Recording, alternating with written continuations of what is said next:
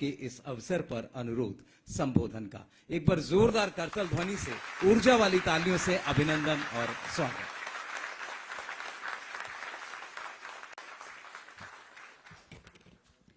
Thank you so much. आज का ये दिन मेरे लिए बहुत खास है। कल ही पत्रकार मुझसे पूछ रहे थे, जब सरकार का 1 साल पूरा हुआ, कि आप क्या सोचती हैं, क्या तो पुरानी सरकारों ने अपनी लीगेसी यहां छोड़ी, और क्या आप अपने लिए सोचती हैं कि आपकी सरकार क्या लीगेसी यहां क्रिएट करेगी। तो मैंने जो अपनी सरकार के लिए कहा वो जरूर बताना चाहूंगी। मेरे मन में एक ही बात थी कि हमारी सरकार दिल्ली के लिए बहुत ही transparent, corruption free, digital government की राह पर दिल्ली को चलाए, जहां फेसलेस एक्टिविटीज हों, करप्शन और लीकेजेस का कोई साधन ना हो, और लोगों को घर बैठे बहुत सारी सुविधाएं मिलनी चाहिए, सरकार के साथ उनका जुड़ाव होना चाहिए और उनकी समस्याओं का समाधान होना चाहिए। इसलिए मैं सच में बहुत बधाई देती हूं अपने दोनों मंत्रियों को, भाई पंकज सिंह जी जो हमारे आईटी मिनिस्टर हैं, आशीष सूद जी जो हमारे एजुकेशन मिनिस्टर हैं, और सभी अधिकारियों को जिन्होंने इस सारे प्रोसेस में समय जरूर लगा, परंतु आपने इस काम को पूरा किया, जिसका लाभ आने वाले समय में दिल्ली की जनता को मिलेगा। बहुत बहुत बधाई। मंच पे हमारे संदीप कुमार जी भी उपस्थित हैं, प्रिंसिपल सेक्रेटरी एआर विभाग, जितेंद्र यादव जी सचिव IT, Anand Tiwari ji special secretary IT, Vidita Reddy ji हमारी डायरेक्टर एजुकेशन, और सभी सम्मानित एनआईसी के भी हमारे सभी अधिकारीगण यहाँ हैं। साथियों, जब मैंने अपना मुख्यमंत्री का दायित्व संभाला तो मैंने बहुत खोजा कि दिल्ली के लोग अगर उनको कोई समस्या हो तो वो कैसे हमसे जुड़ेंगे, कैसे अपनी समस्या बताएंगे। तो लोग, जो भी सिस्टम यहाँ काम कर रहा था उसमें लोग अपनी समस्या डाल तो रहे थे, पर समाधान नहीं मिल पाता था और समस्या घूमती रहती थी एक विभाग से दूसरे विभाग, मेरा नहीं है, तुम्हारा नहीं है, पर कोई एजेंसी या कोई ऑफिशियल ऐसा नहीं था जो इस सारी समस्या के समाधान पे भी निगरानी रख रहा हो कि अल्टीमेटली कोई प्रॉब्लम जब सिस्टम में आई तो उसके बाद उसको कितने समय में उसका सॉल्यूशन मिला। उस सॉल्यूशन पे काम होना बहुत जरूरी है। ऐसी स्थिति में लोग ना आए कि वो थक हार के खुद ही बैठ जाएं कि भाई समाधान नहीं मिल पाता। उस समस्या के समाधान के लिए हमने ये सीएम जन सुनवाई पोर्टल और ऐप, जिसमें ऑनलाइन ऑफलाइन हर प्रकार से व्यक्ति अपनी कंप्लेंट दर्ज कर सकता है। पूरा कॉल सेंटर इसमें रहने वाला है। व्यक्ति फोन करके हमारा 1902 पे अपनी बात कह सकता है। हर व्यक्ति, समाज में बुजुर्ग भी हैं, महिलाएं भी हैं, झुग्गी का भी व्यक्ति है, हर व्यक्ति जरूरी नहीं है पोर्टल पे जा करके ऐप के माध्यम से ही कंप्लेंट दर्ज कर सके।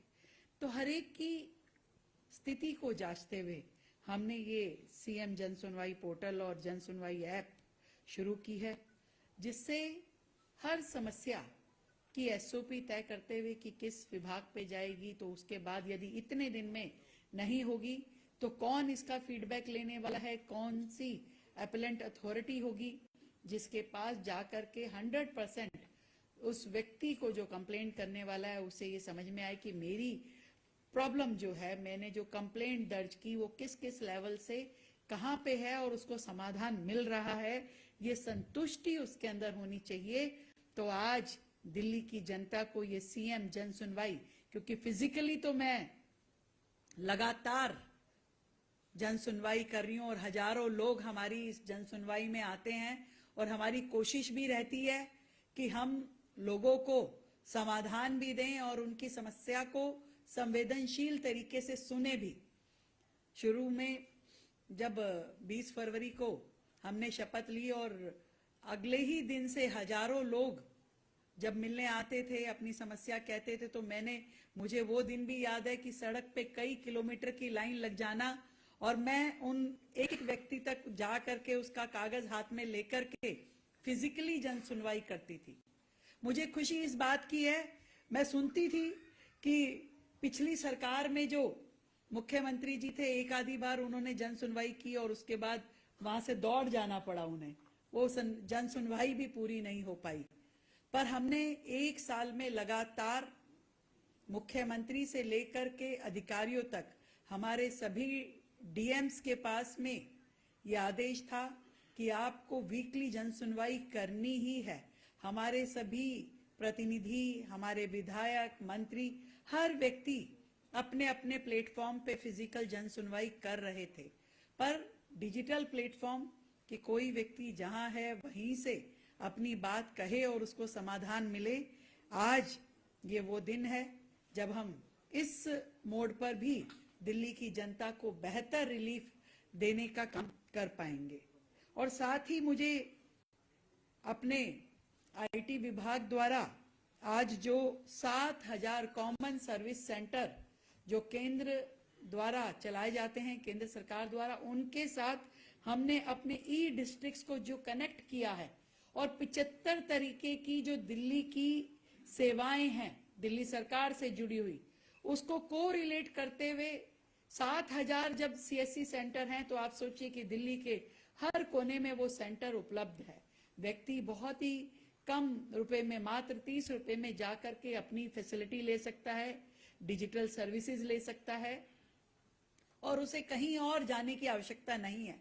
अदरवाइज हम भी समझते हैं कि जो प्राइवेट साइबर कैफेज होते हैं वहां पे पैसे भी ज्यादा लिए जाते हैं, व्यक्ति का अननेसेसरली उसको एक्सप्लॉइट भी कई बार किया जाता है।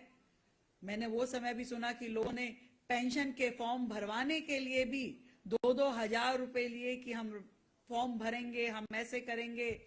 तो ये सारा सिस्टम जो पिछली सरकारों के दौरान चलता था, उन सब पे ब्रेक लगाते हुए एक बहुत ही ट्रांसपेरेंट तरीके से लोगों के बीच में हमने ये पब्लिक सर्विसेज के नाते इस सुविधा को शुरू किया है। बहुत बधाई हमारे आईटी विभाग को और एजुकेशन विभाग को, इसलिए मेरी बहुत बहुत बधाई मैं देना चाहती हूं कि ये जो ईडब्ल्यूएस विषय है ये बहुत ही सेंसिटिव है और इस सुविधा को इसलिए शुरू किया गया कि समाज के उस वर्ग से आने वाला बच्चा जो कि बहुत ही गरीब है, सुविधाओं से वंचित है, परिवार पिछड़ा है, आर्थिक रूप से कमजोर है, उसे अच्छे स्कूलों में पढ़ाई करने का मौका मिलना चाहिए। सरकार उसके लिए पे करती है, पर उसमें से भी लोगों ने माध्यम बना लिया कुछ कुछ गड़बड़ करने का। ठेकेदार आ गए, बीच में एजेंसियां बन गई और उन्होंने उस सिस्टम में से कैसे हम अपने लोगों को घुसा पाए उसके तरीके खोजे। इसकी डिटेलिंग में जब गए, जो मंत्री जी ने अभी बताया, तो ये ध्यान में आया कि कई बार कैंडिडेट यानी उस बच्चे के एडमिशन फॉर्म कई मतलब 200 फॉर्म लोग भर देते थे, क्योंकि 200 फॉर्म भरने वाले की प्रोबेबिलिटी ऑब्वियसली ज्यादा हो जाएगी जो एक फॉर्म भरेगा।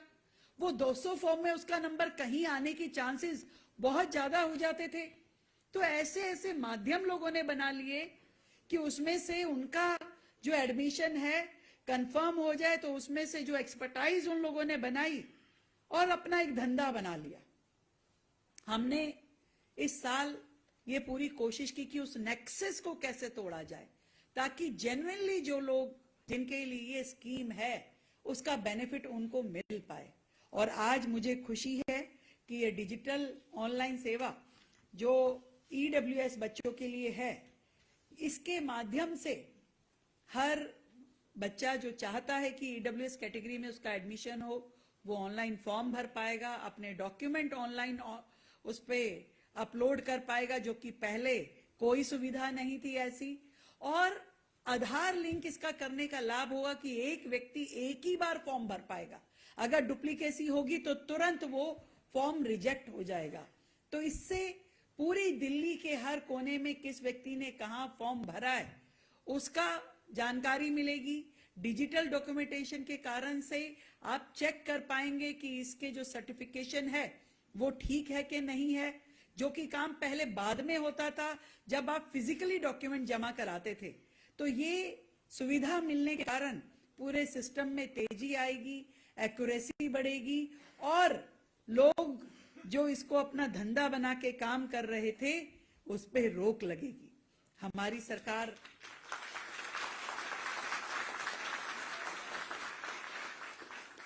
मैं इसके अलावा भी बताना चाहती हूं, सरकार की ऐसी स्थिति थी कि सरकार के पास कितनी एसेट है वो उनको जानकारी ही नहीं थी कि हमारे पास क्या है। तो हमने सरकार की ओर से एक दिल्ली सरकार एसेट पोर्टल भी बनाया है ताकि पूरी दिल्ली में कहां कहां सरकार की कौन सी एसेट है, कौन सी लैंड है, कौन सी बिल्डिंग है, इसकी जानकारी भी सरकार के पास पुख्ता होनी चाहिए। क्योंकि सरकारों की जमीनों पे कब्जा हो जाता है, नीचे के लेवल पे मिली भगत हो जाती है और जमीन गायब हो जाती है।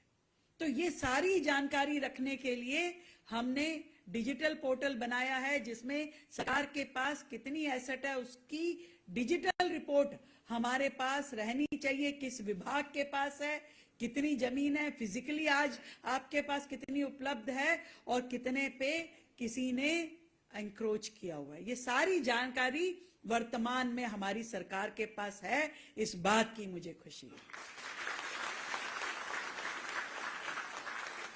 एक और पोर्टल हमने बनाया है, सीएम प्रगति पोर्टल, जिसमें जितने भी प्रोजेक्ट पे सरकार काम कर रही है उस हर प्रोजेक्ट की अपडेशन कि आज वो किस स्थिति में है, एक महीने बाद वो कहां तक उसने जो अगला स्टेप पे चलना था पहुंचा के नहीं पहुंचा, परमिशन आई के नहीं आई, सैंक्शन हुआ के नहीं हुआ।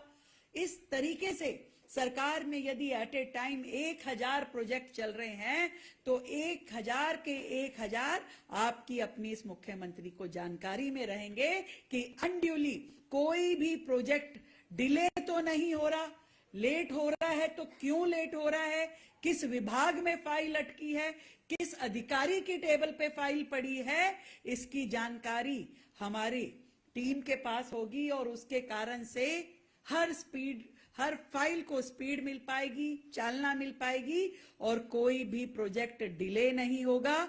डिले नहीं होगा तो कॉस्ट एक्सप्लेनेशन नहीं होगी और कॉस्ट अगर नहीं बढ़ेगी तो उसका सीधा लाभ जनता को मिलेगा।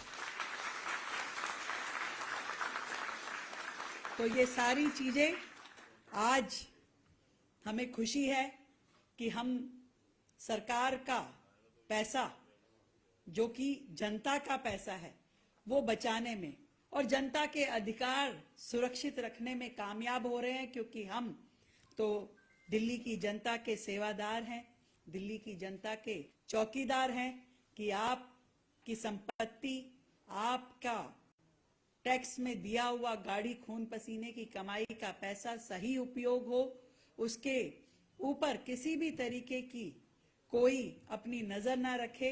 हम पूरी तरीके से ईमानदारी के साथ में एक एक कदम आगे बढ़ा रहे हैं। दिल्ली की जनता को ये विश्वास दिलाना चाहते हैं कि आपका भविष्य सुरक्षित हाथों में है। बहुत बहुत बधाई आप सभी को, बहुत बहुत धन्यवाद।